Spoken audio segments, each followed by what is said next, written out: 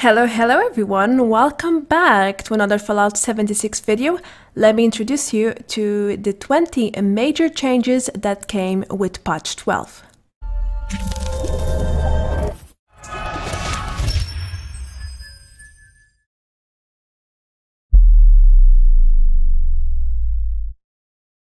I know, I'm a little bit late as usual, but I have already released another patch 12 video about the brand new features that Bethesda released about 2 weeks ago.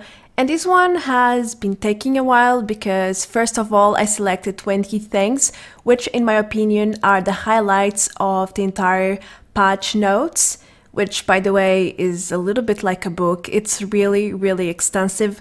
They released a lot of updates and changes, and these are my top 20, I would say. And it took me some days to check one by one and get everything tested. So let me introduce you to them, and let's start with the most important, in my opinion. Honestly, I think the highlight of the entire patch was this first point. The maximum caps went up by 5k, the old cap was 25k caps, and now the current limit is 30k. Yes, you heard me right. Some people seem to not be aware of this. Actually, I have received a few comments of people asking me why I have 28 and 29k caps in my videos. This is why, because since patch 12, 30k is the new limit. So keep that in mind, and also remember that player vendor machine prices have gone up a little bit, especially when it comes to legendary items that are really useful, like Bloodied and Junkie and Explosive, just 3 examples. Another huge change was the way that players interact with the environment. For example, sitting in chairs, benches, and other forms of sitting. They are now changed to a press. Instead of a click, now you have to press for a certain time to perform the action. But this doesn't apply only to beds and chairs. It also applies to drinking water, for example. I think that was the major issue when it comes to battle, because, for example, when you are in the mire or even in the cranberry bog, there's a lot of water, and if you misclick in the water, your character would drink instead of, well, fighting, and you would end up dying really quickly, because by the time you finish drinking, you are probably dead. So now that's pretty much fixed. Just make sure to do not press E or whatever is your default key for interacting with the environment. Now let's talk about the major change in terms of locations, and that's here at Charleston Capital Building, because they have basically reworked the entire interior of the courthouse and changed the enemies as well as their levels in the entire building or facility, as you want to call it. For the first one, let's explore the lowest level, the courthouse, which has a new interior to better match the quest here for new players, which is okay, I guess. I mean, I didn't dislike the old interior, but if Bethesda thinks this suits best the mission, then so be it. I have no complaints about it. Now, when it comes to the other building, the motor vehicles building, the interior is the exact same, but we have new enemies. Before we had super mutants most of the time. Now we have high-level ghouls, and there's tons of them. Like, I think as many as we had with the super mutants. Just a great place to earn experience. Also, you can find a few legendaries here. In this run, I wasn't so lucky, but most of the time I find at least 1 to 3 legendaries in here.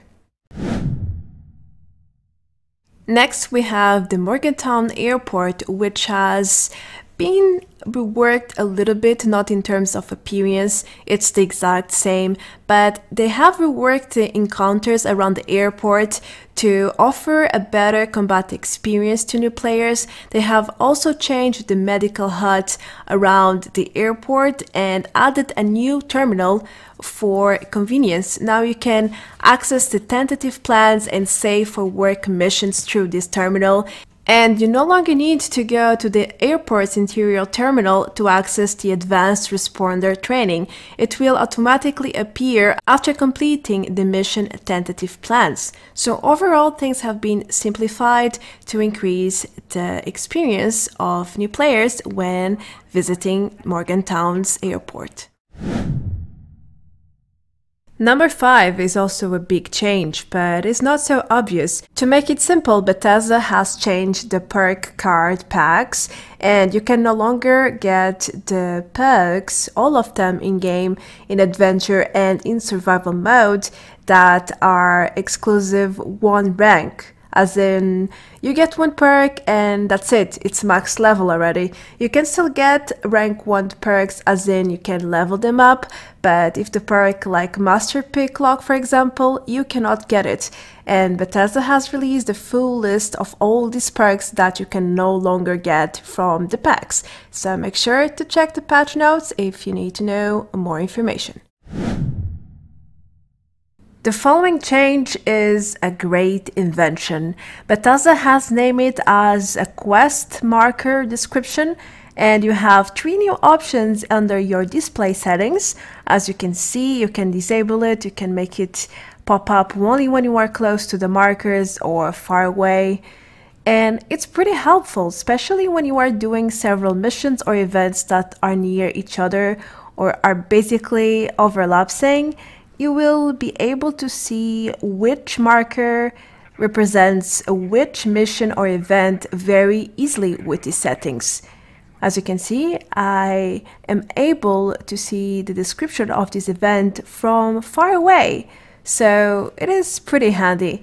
However, as most things in Fallout 76, it is quite buggy and it doesn't always work, just like in here, where I was close and then on top of it, and no description was ever displayed on my end. So if it doesn't work, it's probably bugged. Some major big changes also came for daily missions, and one of them is the increased rewards. Bethesda has increased the experience and the caps rewards for all the daily missions out there. So if you are going to do it now, keep in mind that you'll get a little bit more coin and experience than before patch 12. But it is not that simple. I tried to get a daily yesterday and I couldn't get a single one. It's like I had done them before and everything was on cooldown for some reason. I tried to get Queen of the Hunt at the Hunter's Shack.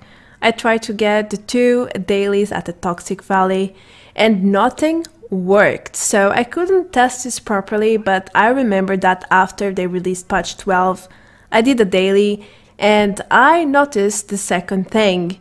Because now dailies will persist. Even if you log out, change servers or come back the next day, your progress will be saved and nothing will be lost. Actually, the only way to drop the daily missions now is to either complete it or to simply quit.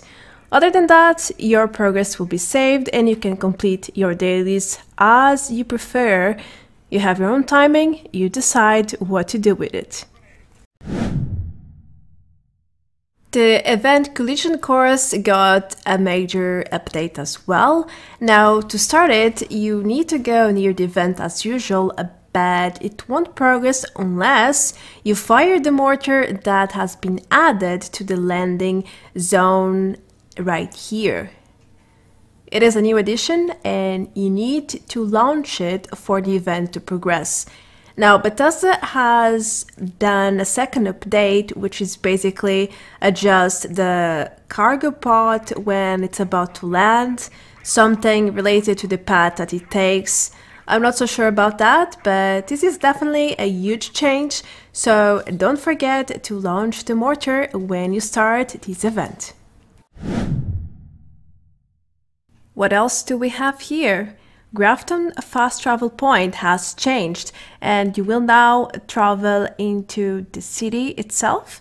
Before, you would pretty much go to the station, which is a little bit close to the town, but not exactly there. So now you can save a little bit more time when you fast travel to Grafton. You will come here to this bridge, which is right at the entrance of the town, as you can see. And that's great. I mean, it was about time.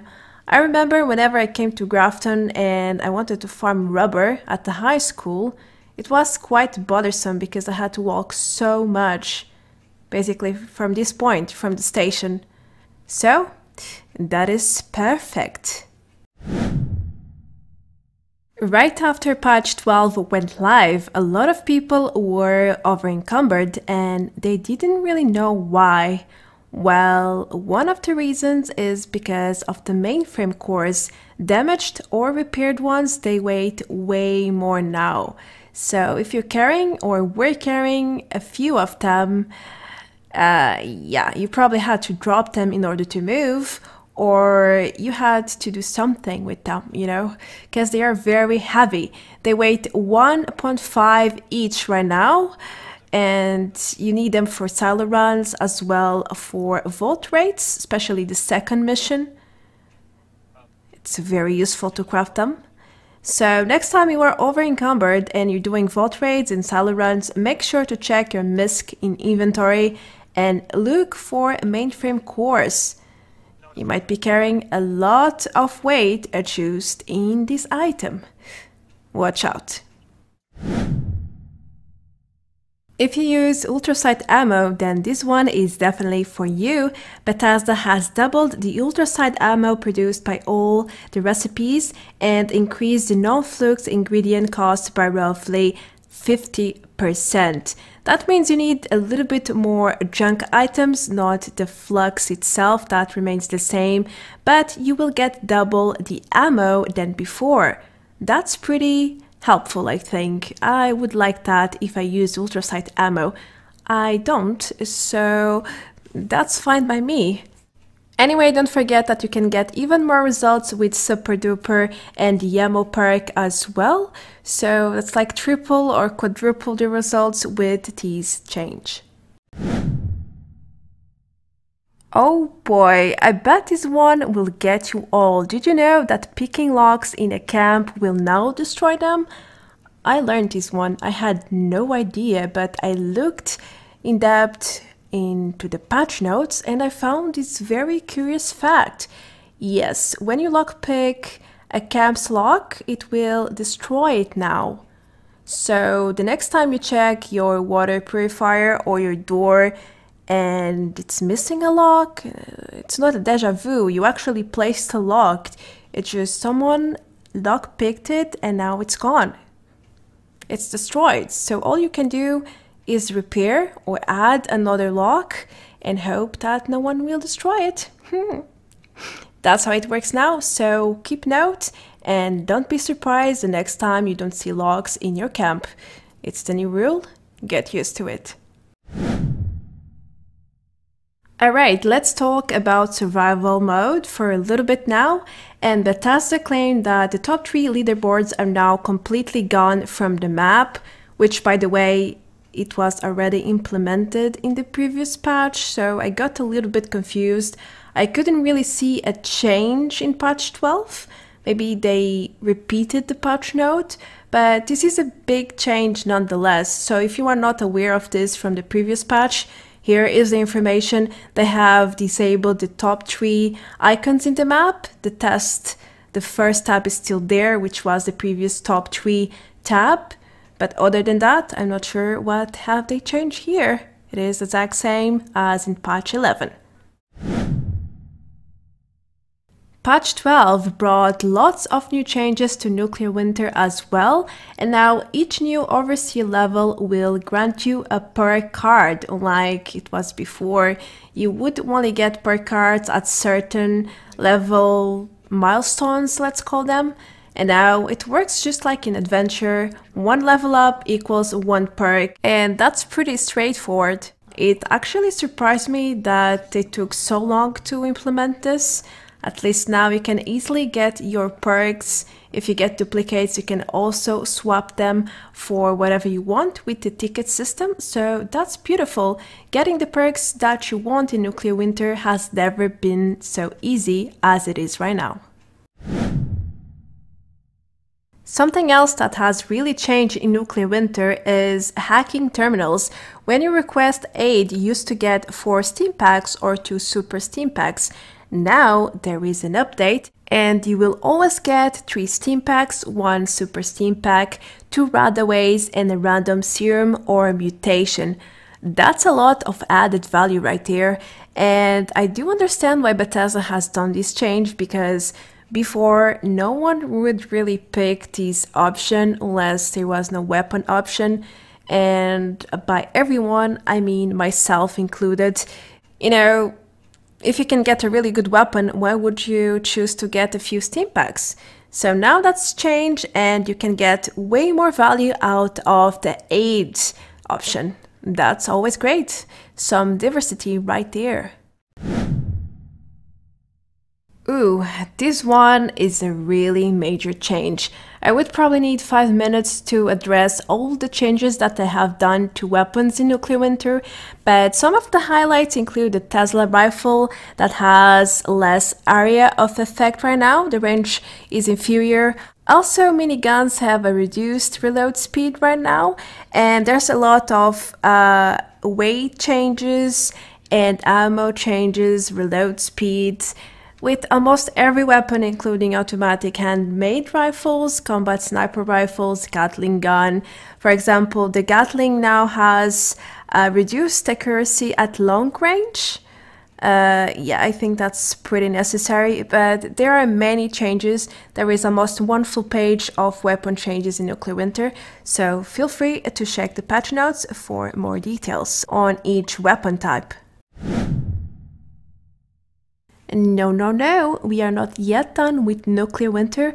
There are 2 aid items that got some major changes. Radaways, for instance, got a much better effect right now. They cure rads like crazy. I think it's about half a bar of rads per Radaway. That's really amazing. So you can get rads all over the place, and then you only need 1 Radaway to take it all away. And it kind of rhymes. Also, Fury got a change, and now it no longer applies a damage bonus to fist weapons and or unarmed attacks. So that's also good to know. Don't forget it. I put this one almost at the bottom of the list because it doesn't really have a direct impact in game, but Bethesda has fixed a lot of old challenges that were bugged, and by challenges I mean in the world, in social, in all the tabs that you can think of, including Nuclear Winter. So in here you can see that when I leveled up, I triggered the bugged challenges that I had for a long time, pretty much since the release of Nuclear Winter, and they all became done. That's good to know. Also, when I logged in after patch 12, I remember that lots of location challenges were auto-completed after I logged in Adventure. You probably saw that as well, didn't you? We are getting close to the end, and 19 is about limb damage, which is plaguing legendary drops still. I feel like they have fixed it a little bit, as in it's not popping up all the time, like 95% of the time, but I'm still getting it quite often. I mean, maybe I'm just unlucky and things are completely fixed, but I'm still getting the 50% limb damage on all sorts of weapons, quite frequently too. I also see people selling weapons with this prefix quite often, so it makes me think that maybe it's not entirely fixed and they need to look into it one more time. What do you guys think? Are you getting this limb damage too, or is it just me? I don't think it is, but who knows. At the bottom of the list, I have natural water sources, which now have a difference. There are two types of water sources in game right now. One is dirty water and the second is toxic water. Before patch 12, we had no way to differentiate them, besides all the elements around it, which kind of indicates what type of water they are. And toxic water gives you lots of rads, around 30 rads per drink. And now it says before you actually have to drink it, it's on the display name if it's dirty or if it's toxic, and that's always something good to know.